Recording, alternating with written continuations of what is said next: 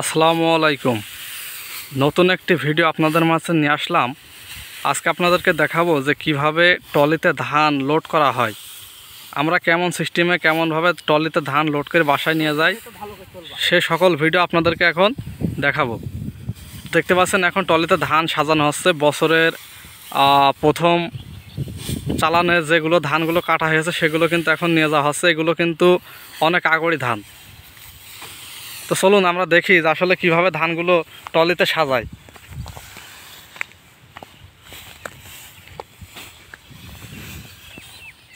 তো দেখুন এই যে ট্রলির ভিতরে যে অংশ, ওই ভিতরে কিন্তু আপনার লাম্বি ধান দিয়ে ট্রলিটা লোড করা হয়েছে। তারপরে দুই সাইডে কিন্তু থর আকারে কিন্তু ধান সাজানো হচ্ছে।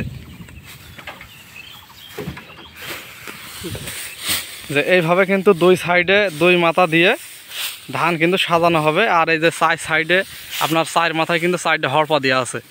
তো হড়পা দিয়ে এইভাবে ধান সাজালে কিন্তু দড়িতে কোনো বান্ধা লাগে না, একবারে কিন্তু আপনি বাড়ি নিয়ে যেতে পারবেন, কোনো সমস্যা নেই।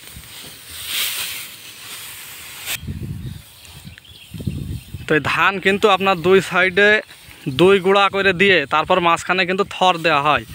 ওই থরে কিন্তু ধান সব চাইতে মানে এক কথায় আটি সহ বেশি যায়। আমাদের এলাকাতে কিন্তু এইভাবে হড়পা দিয়ে কিন্তু ধান সাজানো হয়। আপনাদের এলাকায় কেমন হয় সেটা আসলে তেমনভাবে জানি না, কিন্তু আমরা এইভাবে কিন্তু ধান বাসায় নিয়ে যাই।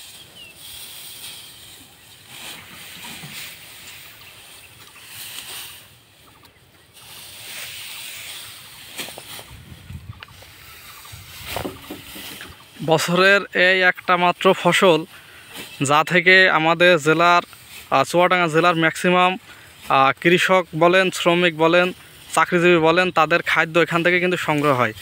চুয়াডাঙ্গা জেলার প্রত্যেকটা ব্যক্তিরই কিন্তু একজন গৃহস্থ বাড়ির কিন্তু এই ধান চাষ কিন্তু তার নিজস্ব আছে। সে যদি চাকরিজীবী হয় তাও তার কিন্তু 1 বিঘা ধান আছে। এই ধানটা হচ্ছে যে ইরি ধান।